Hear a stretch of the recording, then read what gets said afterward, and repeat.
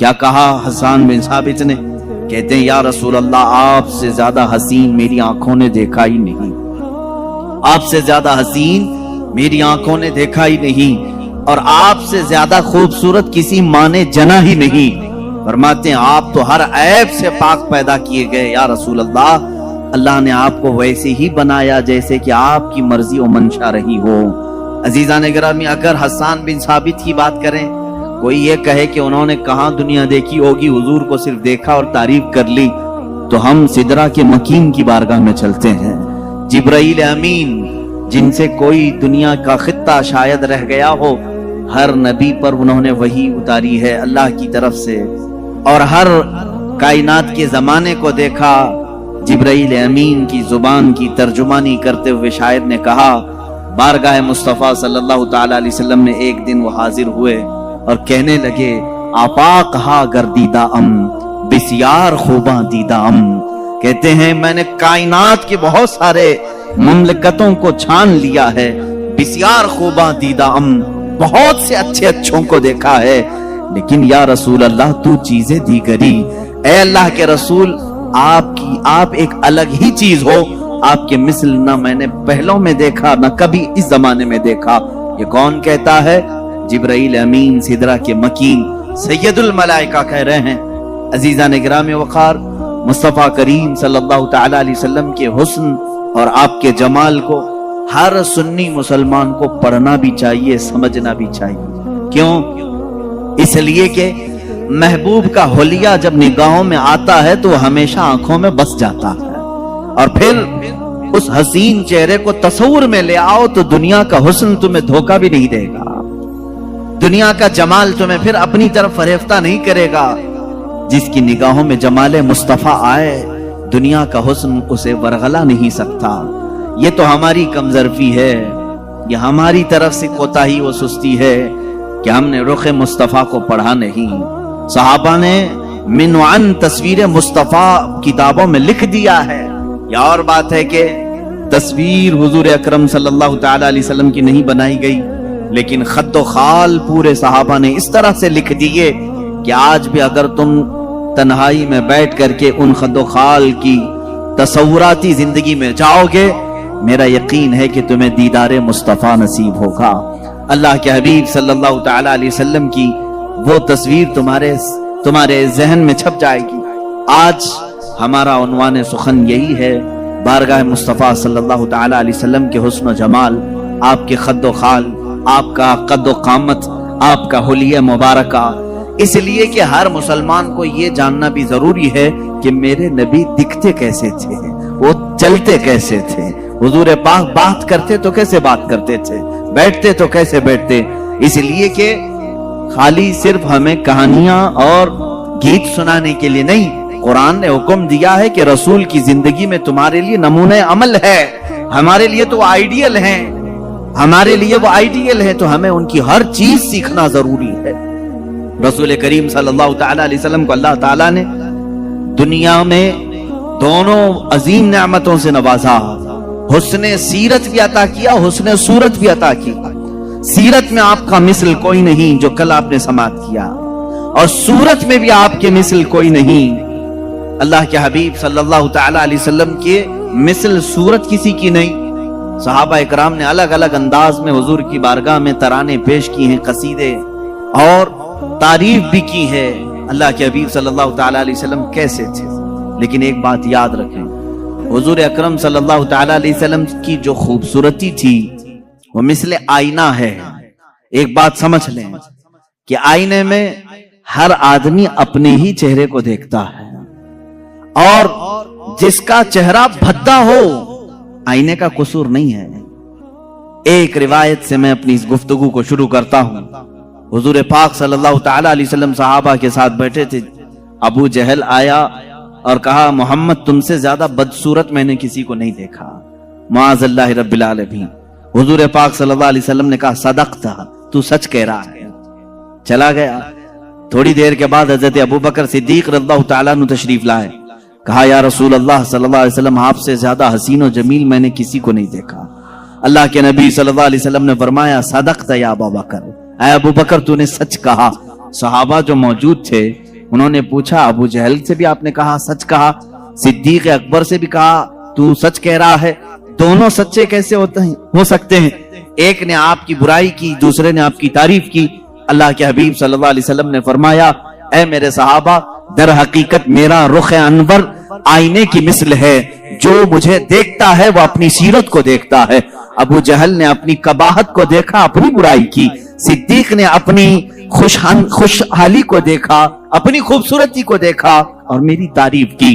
رخ مصطفیٰ ہے وہ آئینہ, حضور پاک صلی اللہ تعالی علیہ وسلم کے جمال جہاں آرا, اس کو اگر میں تصور میں لاؤں تو آج بڑے ادب و احترام کے ساتھ میں آپ سے گزارش کروں گا کہ اے نوجوانوں, دل سنبھال کر, ہوش و حواس کو سنبھال کر میرے مصطفیٰ صلی اللہ تعالی علیہ وسلم کے قد و قامت, حلیہ اور حسن و جمال کو مکمل اپنے دل میں نقش کرنے کے عزم کے ساتھ بیٹھو, اس امید کے ساتھ بار الہا آج کی محفل ختم ہو, میں تصور میں آنکھیں بند کروں اور تیرے حبیب کا مجھے دیدار ہو جائے, اور انشاءاللہ جس کی تڑپ جتنی ہوتی ہے اتنی ہی جلدی اسے زیارت بھی ہوتی ہے, کیونکہ میرے آقا صلی اللہ علیہ وسلم نے فرمایا ابغونی فی ضعفائکم, مجھے تم اپنے کمزور لوگوں میں, ٹوٹے ہوئے دلوں میں ڈھونڈا کرو, اس لیے کہ وہاں محمد صلی اللہ علیہ وسلم تشریف لاتے ہیں.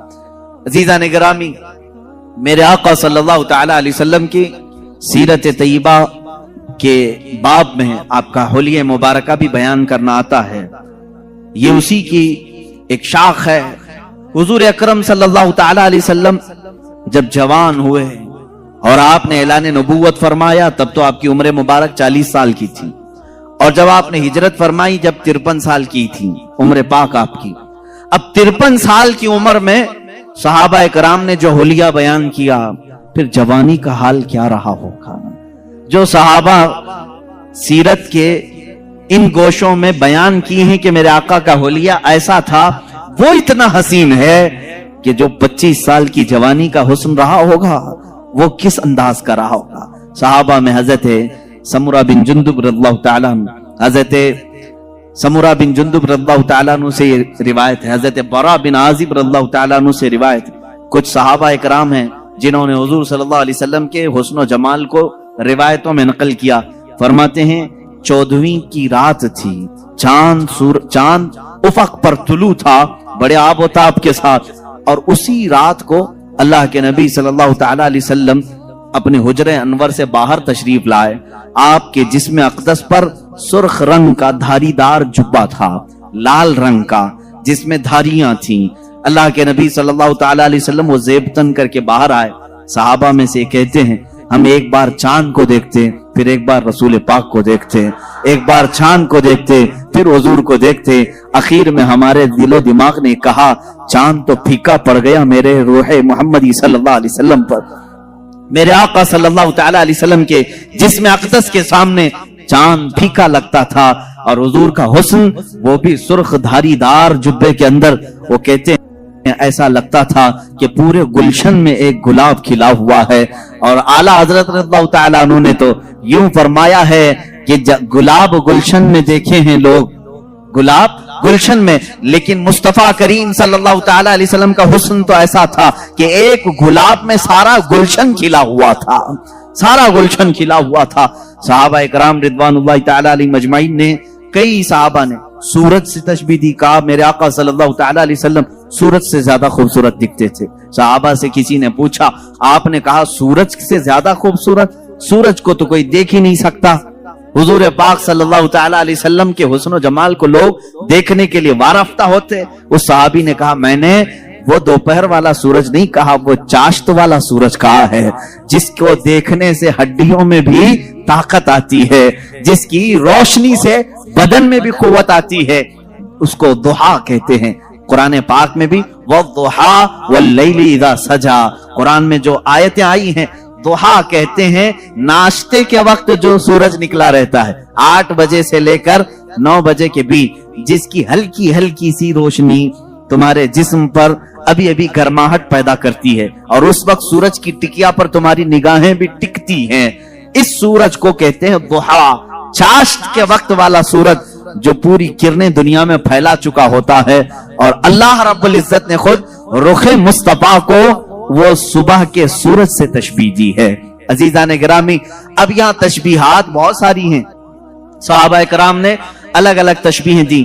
بعض صحابہ نے کہا وہ 14ویں کا چاند جب چمکتا تھا، حضور اکرم صلی اللہ تعالی علیہ وسلم کے حسن کے آگے وہ پھیکا تھا، اور بعض صحابہ نے کہا سورج کے مثل، لیکن ایک شاعر نے کہا ہے چاند سے تشبیہ دینا یہ بھی کیا انصاف ہے، چاند سے تشبیہ دینا یہ بھی کیا انصاف ہے، چاند میں تو داغ ہے حضرت کا چہرہ صاف ہے۔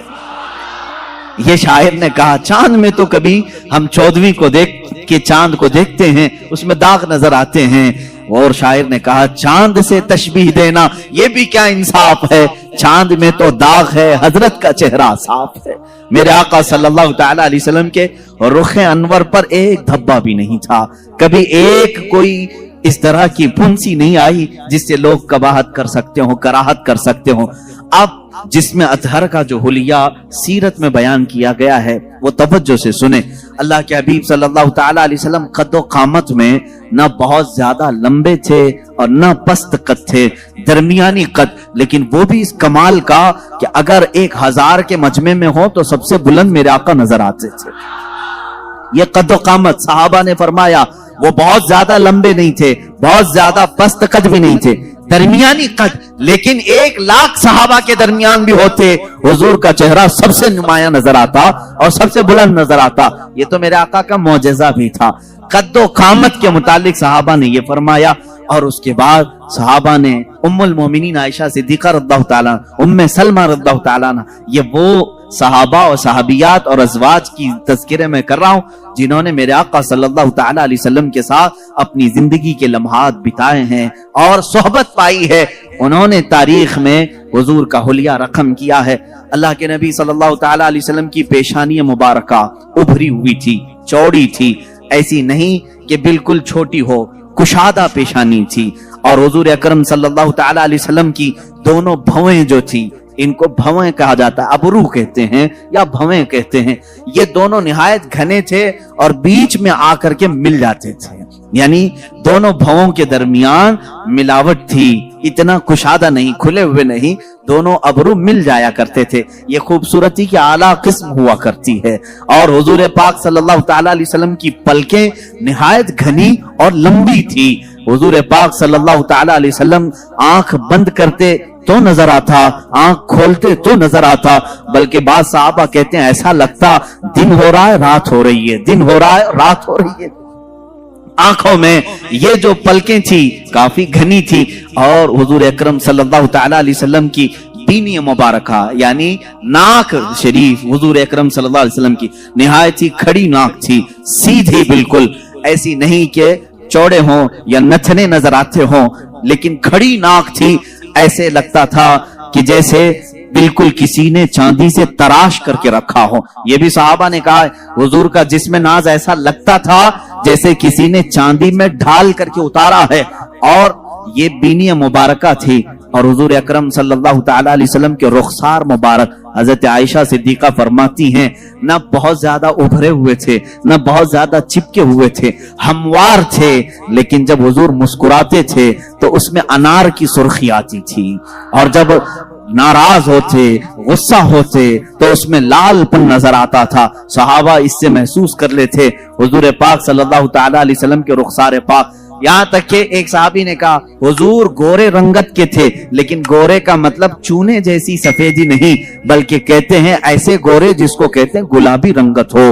حضور پاک صلی اللہ تعالی علیہ وسلم گلابی مائل تھے خوبصورتی میں، پیشانی ابھری ہوئی چوڑی، رخسار ہموار، بینی، ناک مبارکہ نہایت ہی سیدھی اور کھڑی ہوئی، اور لبھائے ناز اللہ اللہ۔ صحابہ کہتے ہیں حضور پاک صلی اللہ تعالی علیہ وسلم کے ہونٹ نہایت ہی سرخ تھے، ایسا لگتا تھا جیسے کسی نے کلی کیا ہوا ہو، اس کو ایسے تراشا گیا ہو۔ جب میرے آقا صلی اللہ تعالی علیہ وسلم مسکراتے تھے تو لوگوں صحابہ نے بیان کیا اس میں ایک دھار بھی نظر نہیں آتی تھی، جیسے بچوں کے ہونٹ لب نرم و نازک ہوتے ہیں، یہ ہمارے بچوں کے जवान होते होते होंठ सख्त हो सकते हैं, बुढ़ापे में होंठ लटक सकते हैं, लेकिन सहाबा जिस उम्र की ये हालत बयान कर रहे हैं, ये हुजूर के 53 साल उम्र की बात है। 53 साल उम्र के वक्त हुजूर के लबहाए नाज निहायत ही नरम और बहुत ही दिलगुदाज थे। हुजूर जब मुस्कुराते थे तो ये होंठ फैल जाते थे और इसमें सुर्खी नजर आती थी, और रसूल करीम सल्लल्लाहु ताला अलैहि वसल्लम की ज़क़न मुबारक यानी ठूडी शरीफ, ये बिल्कुल ही मुसल्लस नुमा, यानी ऐसे नहीं कि जिसको ऐबदार समझा जाए, और दाढ़ी शरीफ इतनी घनी थी। हुजूर पाक सल्लल्लाहु ताला अलैहि वसल्लम की दाढ़ी निहायत घनी, और बाल शरीफ बहुत सीधे भी नहीं, बहुत घुंघरू भी नहीं, लेकिन थोड़े से घुंघरालू थे। और सरे मुबारक से जो बाल थे, साहबा इकराम फरमाते हैं कि पेशानी से लटक कर कानों की लौ तक आते थे, जो जुल्फे थी हुजूर पाक सल्लल्लाहु अलैहि वसल्लम की, और कभी कंधों तक आ जाते थे, लेकिन उन जुल्फों में बल खाए हुए थे, यानी हल्के हल्के से घुंघरालू थे। और रसूल करीम सल्लल्लाहु ताला अलैहि वसल्लम के कानों से जब ये घने बाल कंधों तक लटकते थे, माँ आयशा सिद्दीका फरमाती हैं काले बाल, निहायत काले बाल, जब वो दोनों कंधों तक लटकते थे और उन बालों के बीच में दोनों कान ऐसे लगते जैसे तारे रात में खिले हुए हो।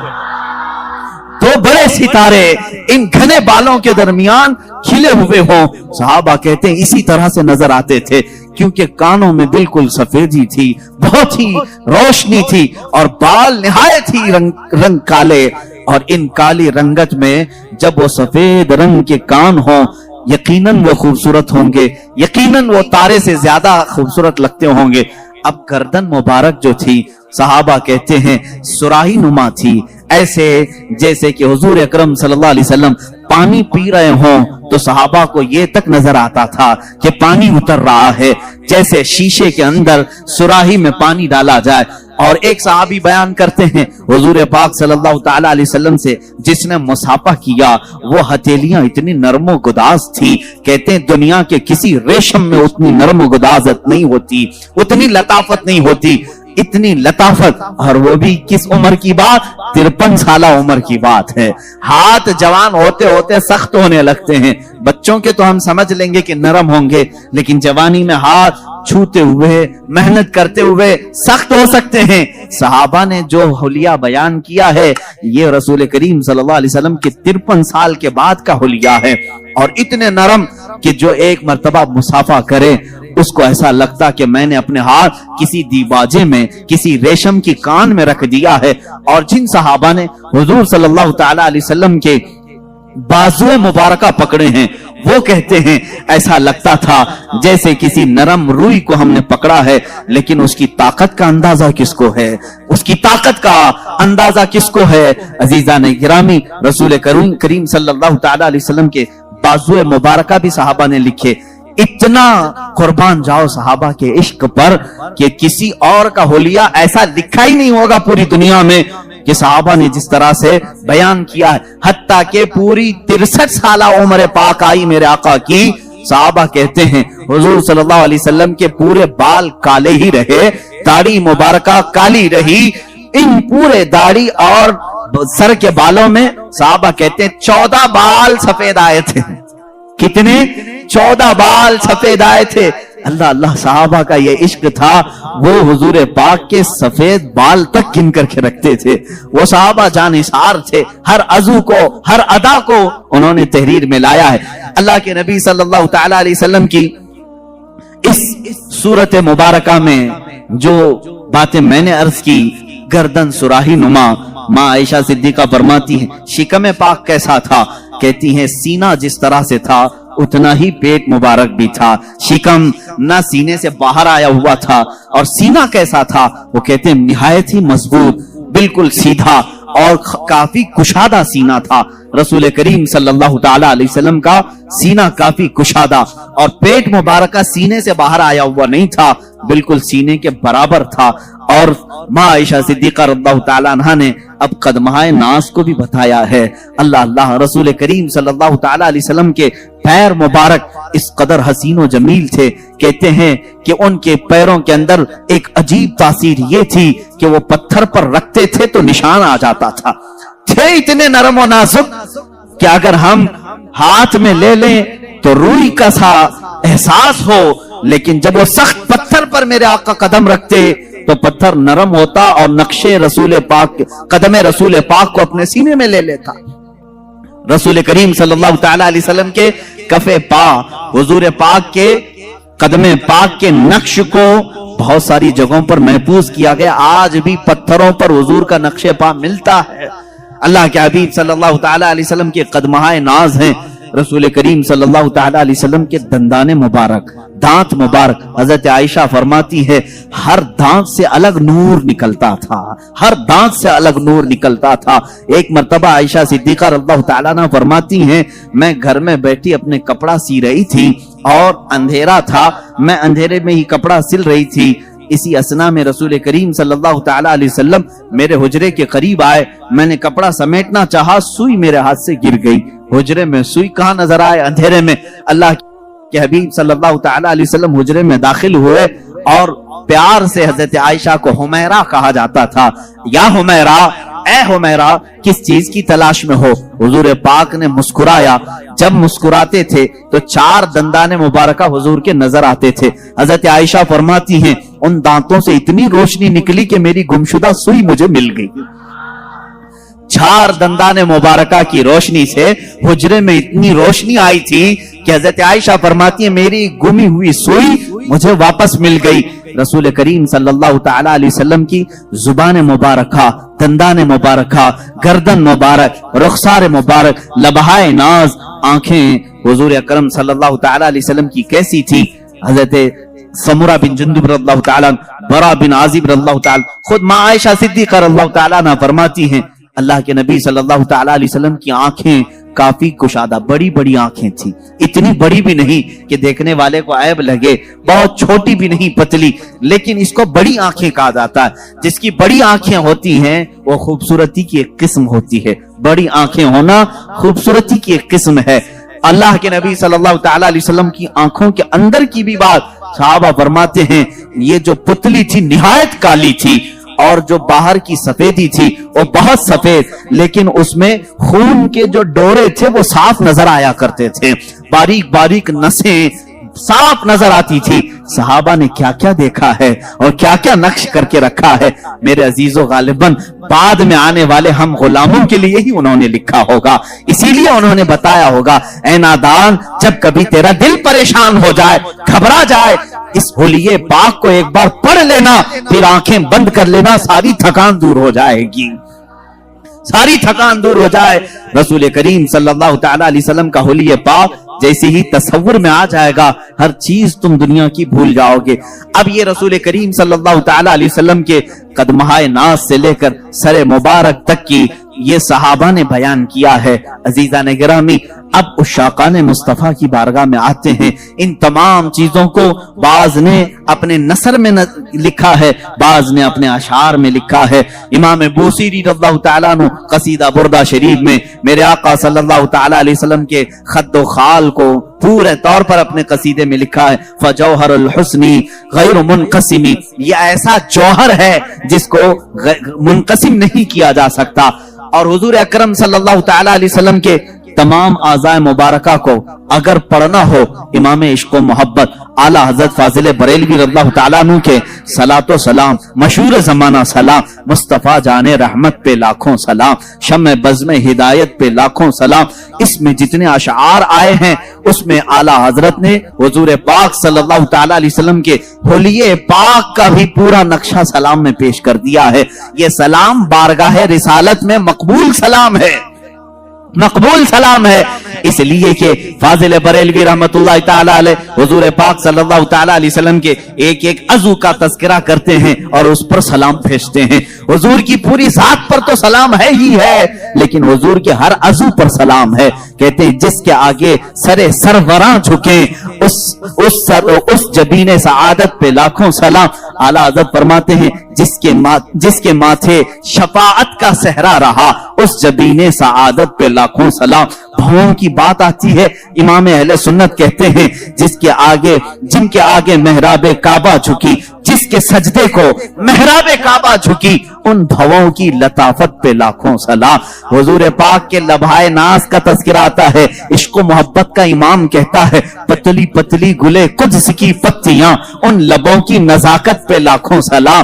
और मुंह मुबारक की बात आती है, इमाम इश्क मोहब्बत पुकारते हैं, वो दहन जिसकी हर बात वही खुदा, वो दहन जिसकी हर बात वही खुदा, उसकी काहिर रियासत पे लाखों सलाम। अरे जुबान पाक को भी ये इमाम हमारा इस तरह सलाम पेश करता है, कहते हैं वो जुबान जिसको सब कुन की कुंजी कहे, उसकी नाफिज हुकूमत पे लाखों सलाम।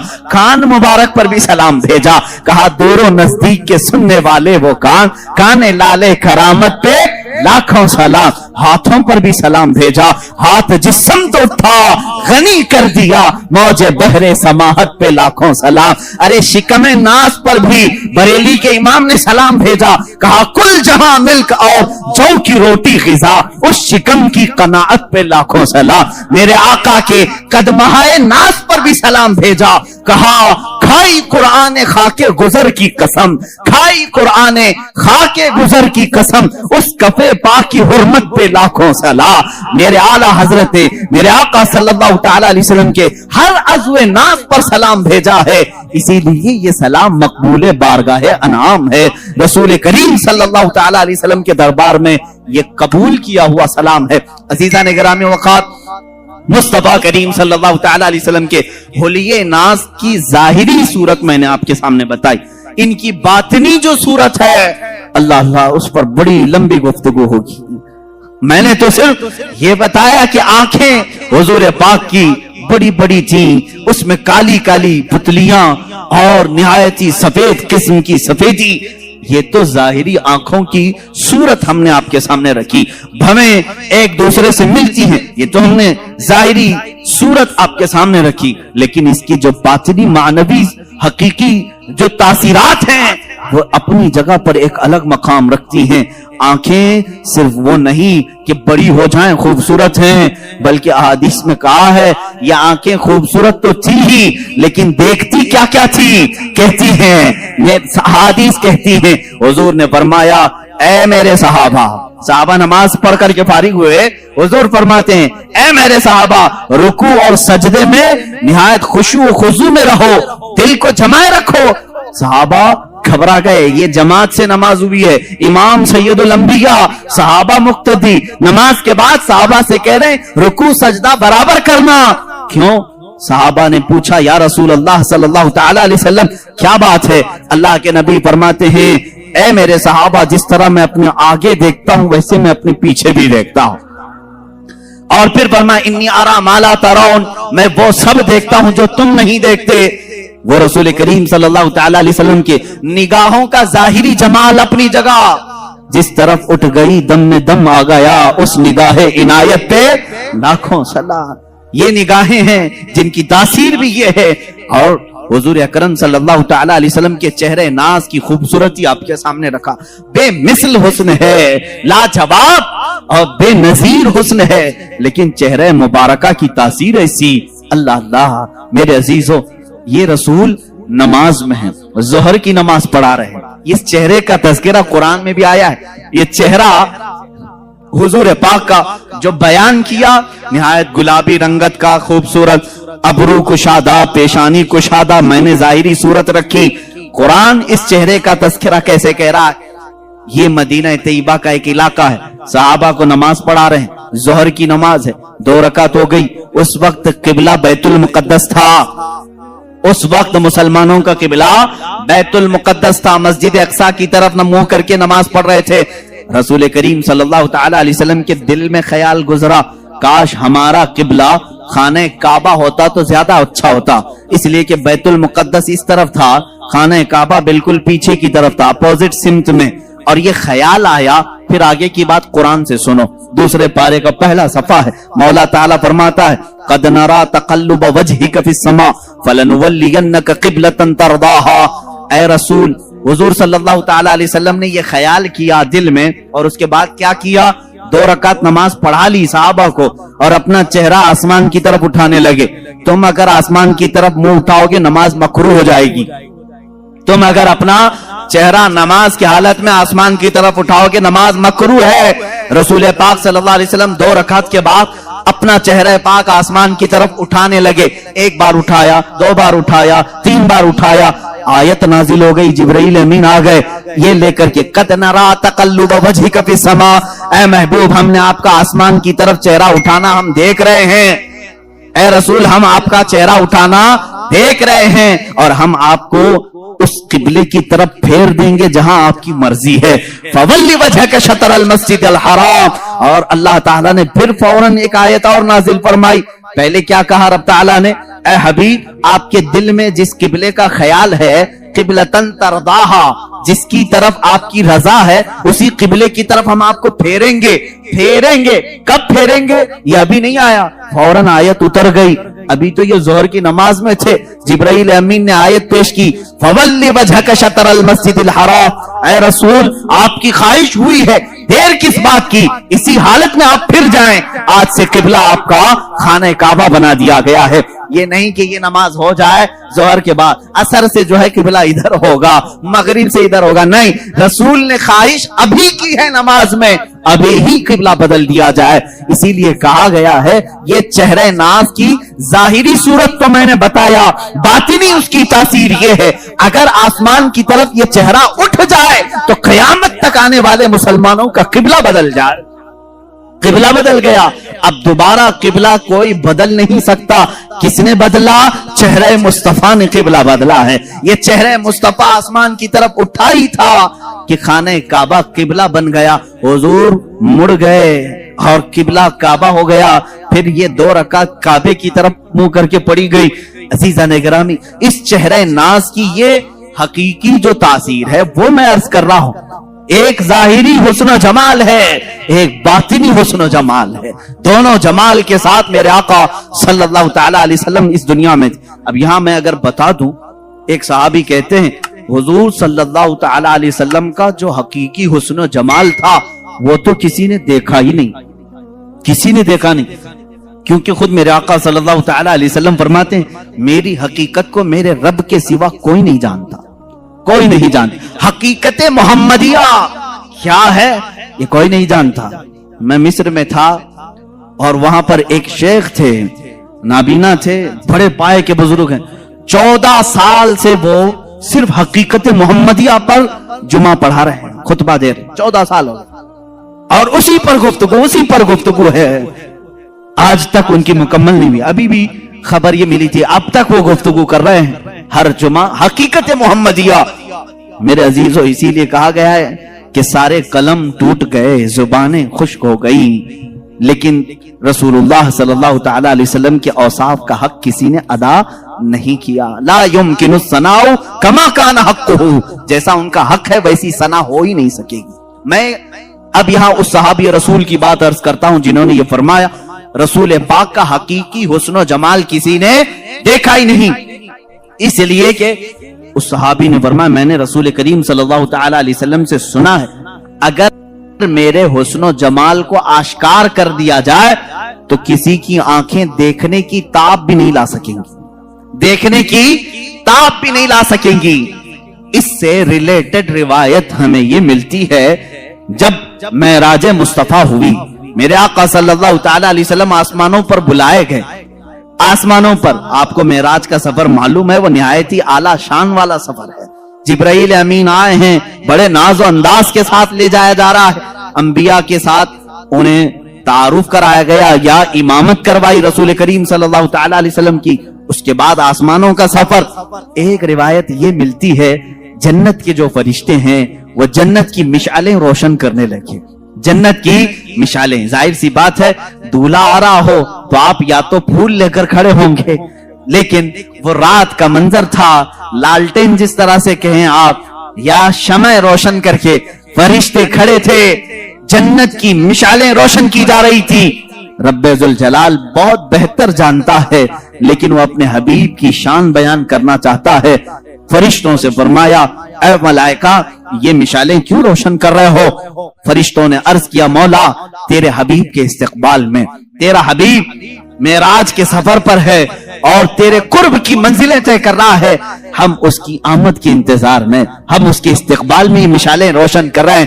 رب ذوالجلال نے فرمایا اے ملائکہ یہ مشالیں رکھ دو, اس لیے کہ میں اپنے نبی کے, اپنے حبیب کے چہرے پر 70,000 حجابات رکھا ہوں, 70,000 پردے رکھا ہوں.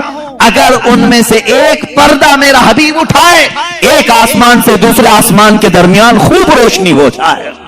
ایک پردہ ہٹایا جائے تو سارے دو آسمانوں کے بیچ کا حصہ روشن ہو جائے. اللہ نے اتنے حجابات میں مصطفیٰ کریم صلی اللہ علیہ وسلم کو دنیا میں بھیجا.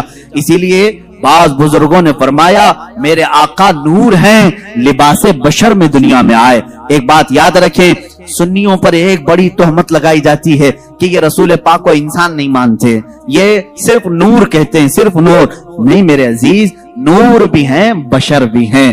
بشر کے لباس میں دنیا میں تشریف لائے اور جب آسمانوں پر سفر کیے وہ اپنے نورانی صورت میں تشریف لے گئے. میرے نبی کی دو حیثیتیں ہیں, زمین پر بشری حیثیت ہے, آسمانوں پر نوری حیثیت ہے. اسی لیے کہ میرے آقا نے خود فرمایا حضرت جابر سے, اے جابر اللہ نے ساری مخلوقات میں سب سے پہلے تیرے نبی کے نور کو پیدا کیا, تیرے نبی کے نور کو پیدا کیا. اب جو نور نہ ہو اس کا آسمانوں کا سفر بھی مشکل ہے. وجہ یہ ملائکہ سفر کرتے ہیں. آسمان کیا ہے, یہ بادل نہیں, یہ دھواں نہیں کہ اس میں سے اڑ کے چلے جائیں. ایک دبیز پردہ ہے, زمین سے زیادہ سخت ہے آسمان, کھودو تو کھودا بھی نہیں جا سکے گا. کن چیزوں سے؟ بڑے الگ الگ دھات ہیں, معدنیات جس کو آپ کہیں میٹل. آسمان, ہر آسمان الگ الگ میٹل کا ہے اور اس میں دروازے ہیں, باضابطہ کھولے جاتے ہیں. یہ ہماری نگاہوں نے تو نہیں دیکھا. اب ان آسمانوں سے کوئی سفر کرے لباس بشر میں سمجھتا ہوں یہ مشکل ہے. اب یہ آسمانوں کو پھاڑے بغیر, توڑے بغیر, جیسے فلسفیوں کا اجرام فلکیہ, انہوں نے انکار کیا معراج مصطفیٰ کا. بعض فلسفی کہیں آسمان ٹوٹ ہی نہیں سکتا, اس میں سے کوئی جائے گا کیسے, لہذا رسول گئے ہی نہیں اوپر, کیسے جا سکتے ہیں. فلسفی جو ہیں وہ عقل کے دل دادا ہوتے ہیں بیچارے, جتنی سمجھ میں ہے اتنا ہی کہیں گے. یہ دکھتا تو نہیں ہے اس لیے جا نہیں سکتا کوئی آسمان کے اندر. اس کو ایک محقق نے سمجھایا ہے. میرے عزیز آپ مجھے دیکھو, میں چشمہ پہنا ہوا ہوں, چشمہ پہنا ہوا ہوں, اور ظاہر سی بات ہے چشمہ کیوں پہنتے ہیں, تھوڑا سا زیادہ نظر آئے. اب ظاہر سی بات ہے میری آنکھوں کے سامنے جو چشمہ ہے اس پر شیشے لگے ہوئے ہیں. اب دیکھنے والی جو چیز ہمارے اندر ہوتی ہے وہ کیا ہے, آنکھوں کے اندر نور کا ایک ہلکا دانہ ہوتا ہے, نور کا ایک ہلکا ذرہ ہوتا ہے. اگر وہ نور مر گیا تو تمہاری آنکھیں بھی اندھی ہو گئی. ہر انسان کی آنکھ میں نور, اسی لیے تو ہم کہتے ہیں نا آنکھ عطا کیجئے اس میں زیادی. اور آنکھوں کا نور, نور کیوں کہا جاتا ہے, ہر آنکھ کے اندر نور کا ایک ذرہ ہے اور وہی دیکھنے کے قابل بھی ہوتا ہے. جب ہم نے آنکھ کھولی, چشمہ لگا ہوا ہے, وہ نور کا جو ذرہ ہے کیا میرے چشمے کو پھاڑ کر کے باہر دیکھ رہا ہے؟ اس کو یہاں سے باہر آنے کے لیے کیا چشمے کی اینک پھاڑنا پڑ رہا ہے؟ نہیں, چشمے کی اینک ویسی ہے, وہ نور کا ذرہ وہی ہے, لیکن اس چشمے کے باہر جتنی چیزیں ہیں سب کو وہ دیکھتا ہے, ساری چیزوں کی تصویر کھینچتا ہے اور اپنی آنکھوں میں اندر لیتا ہے. نور کو کسی چیز کے خرق پھاڑنے کی احتیاط ضرورت نہیں پیش آتی. اسی لیے تو تمہیں کہنا ہوگا کہ مصطفیٰ کریم صلی اللہ تعالی علیہ وسلم کو جب آسمان علا پر ملائکہ کے سفر جبرائیل امین کے ساتھ لے جایا جا رہا تھا تب آپ کی حیثیت نوری تھی, اور نور جب جاتا ہے تو کسی بھی چیز کو پھاڑنے کی ضرورت نہیں پیش آتی, وہ گزر جاتا ہے. عزیزان گرامی وقار, اسی لیے کہا اللہ رب العزت نے معراج کی رات میں اپنے نبی کے حسن پر 70,000 حجابات رکھا ہوں. اگر ایک حجاب ہٹا دیا جائے تو اس کے نور سے دو آسمانوں کے بیچ روشنی ہو جائے. یہ رسول کریم صلی اللہ تعالی علیہ وسلم کے چہرے جمال جہاں آرا کی جو باطنی صورت ہے, میں نے ظاہری صورت بتائی, باطنی اور معنوی حقیقی جو صورت ہے وہ تو ہم میں سے کون سمجھ سکے گا. اسی لیے سیدنا رسول کریم صلی اللہ تعالی علیہ وسلم نے فرمایا میری حقیقت کو میرے رب کے سوا کوئی نہیں جانتا. اب جو گوش مبارک ہیں یعنی کان مبارک ہیں ان کو تو میں نے بتایا. ماں عائشہ صدیقہ فرماتی ہیں زلفہائے ناز میں ایسے لگتے تھے جیسے کھلے ہوئے رات میں تارے ہوں. یہ ظاہری خوبصورتی ہے لیکن اس کی باطنی جمال, اس کا باطنی حسن, وہ کہاں تک سنتے تھے, کیا کیا سنتے تھے, یہ تو تم اندازہ بھی نہیں کر سکتے. ایک بار رسول کریم صلی اللہ تعالی علیہ وسلم تشریف فرما ہے, اچانک آپ مسکرانے لگے, صحابہ کی مجمع میں مسکرانے لگے. کہا یا رسول اللہ صلی اللہ تعالی علیہ وسلم آج کس بات پر مسکراہٹ ہے؟ کہا میں فرشتوں کی گفتگو سن رہا تھا, اس پر مجھے ہنسی آ گئی. کہاں ملائکہ کی گفتگو ہو رہی ہے جنت کے آگے اور ان کی گفتگو پر مجھے ہنسی آ گئی. کیا گفتگو کر رہے تھے وہ ایک الگ لمبی حدیث ہے. صحابہ کرام رسول کریم صلی اللہ تعالی علیہ وسلم سے پوچھتے ہیں کہ یہ کیا گفتگو چل رہی تھی ملائکہ میں. اللہ کے نبی صلی اللہ تعالی علیہ وسلم نے ان کی وہ پوری گفتگو بھی بیان کی. ایک مجلس میں اچانک ہلکی سی آواز آئی. صحابہ نے پوچھا یا رسول اللہ صلی اللہ تعالی علیہ وسلم کوئی آواز ہے؟ حضور نے فرمایا ہاں, جو آواز تم نے سنی وہ میری بدولت سنا ہے, باقی کسی کے کان یہ سن نہیں سکتے. تم میری مجلس میں بیٹھے ہو, اس برکت سے سنے ہو. وہ کیا آواز تھی, کون سی آواز تھی؟ ایک دھماکے کی آواز. حضور فرماتے ہیں آج سے 70,000 سال پہلے جہنم کے منہ پر ایک پتھر گرایا گیا تھا, وہ آج جا کر کے اس کی تہ میں لگا ہے, اس کی تہ میں اب جا کر پہنچا ہے. یہ اسی کی دھماکے کی آواز تھی. یہ اللہ کے نبی صلی اللہ تعالی علیہ وسلم کے کان مبارک ہے, دور و نزدیک کے سننے والے وہ کان لالے کرامت پہ لاکھوں سلام. یہ بریلوی یوں ہی سلام ہندوستان سے نہیں بھیجتے, ان کا یقین ہے ہم یہاں سے پکارے وہ وہاں سے سنے. مصطفیٰ کی سماعت پہ لاکھوں سلام. یقین ہے نا, یقین ہے, اس لیے تو ہم یہاں سے پکارتے بھی ہیں اور میرے آقا سنتے بھی ہیں. اس لیے کہ وہ کان ظاہری کانوں کی خوبصورتی اپنی جگہ پر, لیکن جو باطنی اور اس کی معنوی خوبصورتی تھی اس کو تو حدیثوں نے بیان کیا ہے. اللہ کے نبی صلی اللہ تعالی علیہ وسلم کیا کیا سنتے تھے, کیا کیا دیکھتے تھے, بہت ساری حدیثیں ہیں میرے عزیزوں. جب علم غیب کی بات آئے تو انشاءاللہ العزیز اس ٹاپک پر, اس موضوع پر ہم عرض کریں گے.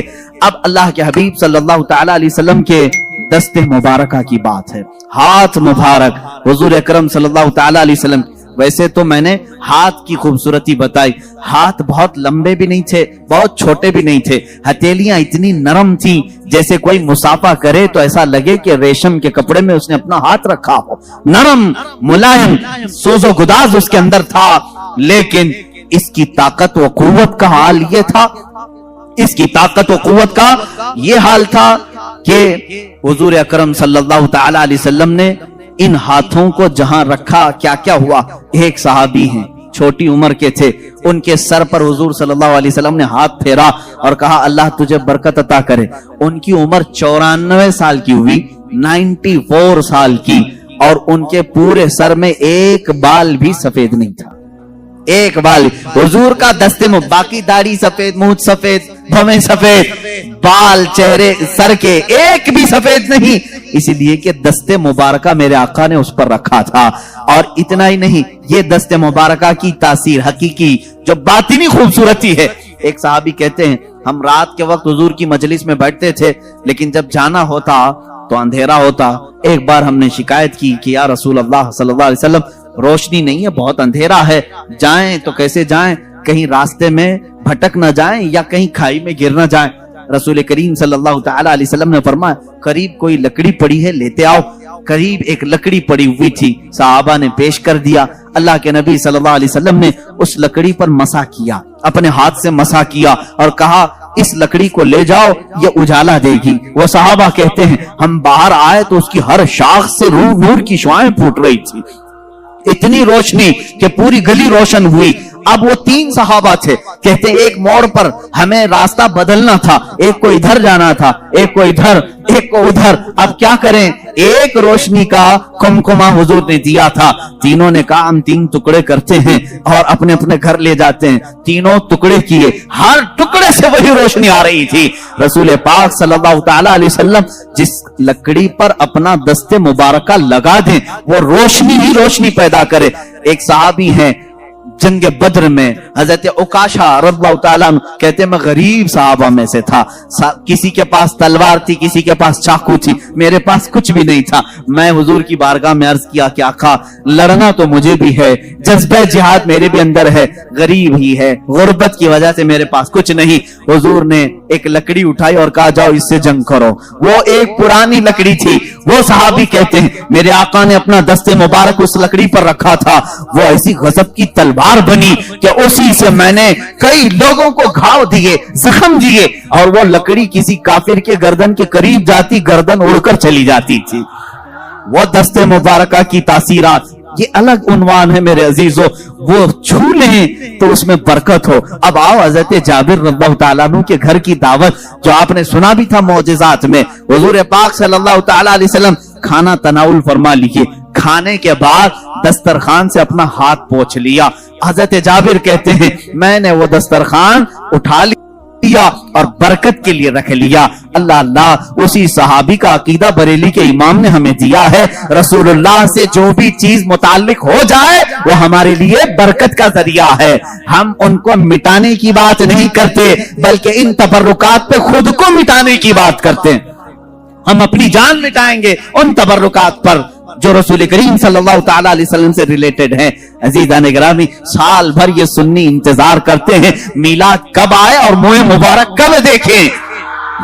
हम तो हुजूर पाक सल्लल्लाहु ताला अलैहि वसल्लम के जिस्म नास के हर अज़ू से मोहब्बत करते हैं। खैर, जाबिर, हजरत जाबिर फरमाते हैं मैंने वो दस्तरखान उठा लिया, ऊंचे ताक पर रखा। कभी ऐसा होता कि वो मैला हो जाता या धूल लग जाती तो हम उसको धोते नहीं, भड़कते हुए आग के तंदूर में डाल देते थे।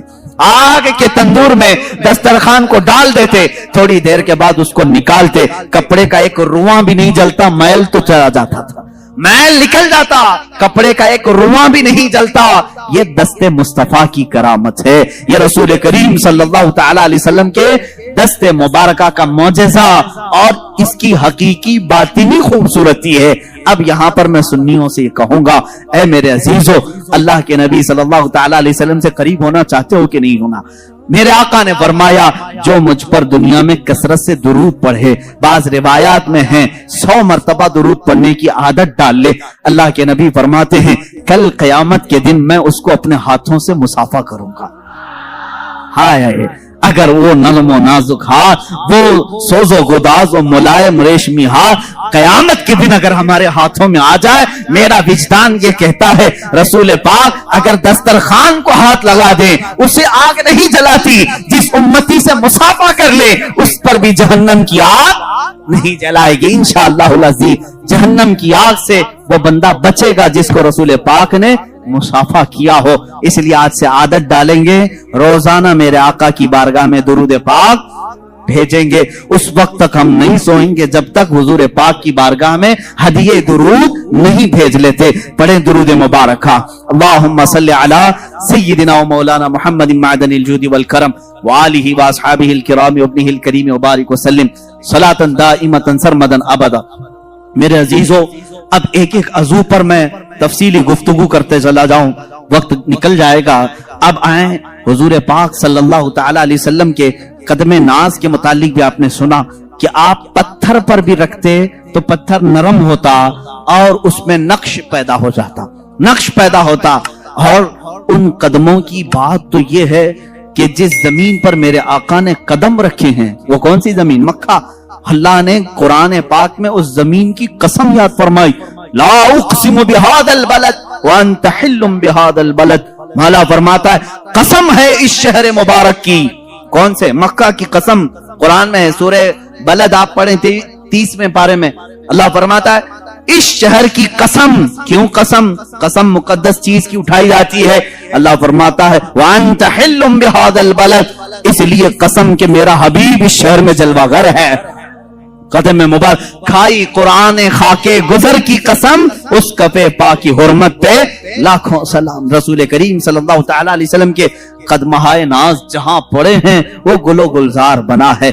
इसलिए कि हदीस में है मदीने का पहला नाम क्या था? यसरब था। अब हम यसरब नहीं कहते, लेकिन तारीख बताने के लिए सिर्फ कहने की इजाजत है। किसी ने अगर यसरब कह दिया तो उसने हराम किया, اس نے گناہ کیا.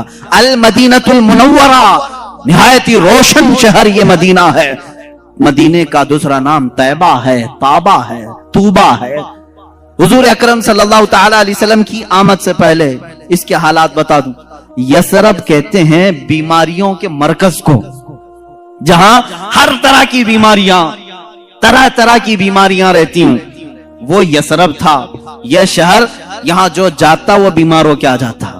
اور اس شہر میں بلائیں عام تھی، وبائیں عام تھی، لوگ بیمار ہوتے، مرتے، طرح طرح کے قسم قسم کے بخار آتے تھے.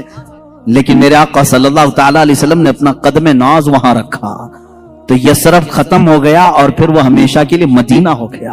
اتنا ہی نہیں، مدینے میں میرے آقا نے قدم رکھا، وہ بیماریاں تو چلی گئیں، وہ وبائیں تو چلی گئیں، بلائیں تو چلی گئیں، لیکن ساتھ میں میرے آقا نے اب یہ فرمایا، اب یہ یثرب نہیں، اب مدینہ ہے. اس کی عزت یہ ہے، غبار المدینہ فیہ شفاء. میرے آقا فرماتے ہیں اس کی دھول میں بھی اللہ نے شفا رکھی ہے. اڑتی ہوئی دھول مدینے کی اللہ فرماتا، رسول پاک فرماتے ہیں اس میں شفا ہے. خاکے شفا کہاں سے لاتے ہو؟ خاکے شفا کہاں سے لاتے ہو؟ مدینے کی ہی مٹی ہے. اس مدینے کی مٹی میں شفا آئی کہاں سے؟ مٹی تو زمین کی ہے، وہ قدم ناز کی برکت ہے. میرے آقا صلی اللہ تعالی علیہ وسلم کے قدمہائے ناز جہاں رکھے جائیں. اب بریلی کے امام اعلی حضرت فاضل بریلوی رضی اللہ تعالیٰ عنہ نے